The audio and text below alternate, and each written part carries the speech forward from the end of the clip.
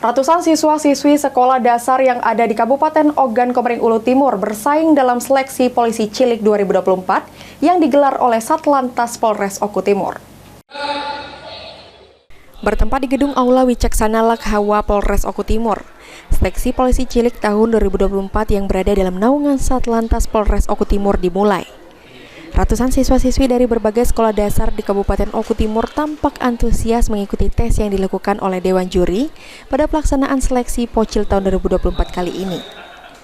Kanit Regiden Satlantas Polres Oku Timur Ibda Desi Anggraini menyampaikan, saat ini terdata sebanyak 148 siswa dan siswi tingkat sekolah dasar berusia 9 hingga 12 tahun yang mengikuti seleksi Pocil di Polres Oku Timur.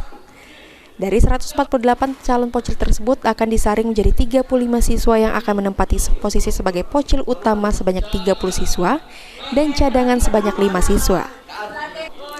Ibda Desi menerangkan setelah menjalani seleksi dan diterima sebagai anggota Pocil Polres Oku Timur, para siswa yang terpilih akan dilatih secara intensif selama 3 bulan untuk dipersiapkan dalam lomba Pocil tingkat provinsi yang rencananya akan digelar oleh Polda Sumsel pada bulan Juli tahun 2024.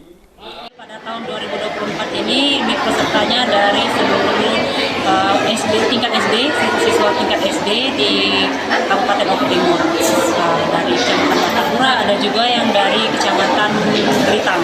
Untuk usia rata-rata peserta seleksi Pocil kali ini itu 9 tahun sampai dengan 12 tahun. Itu anak SD dan dari kelas 4 SD sampai dengan kelas 6 SD.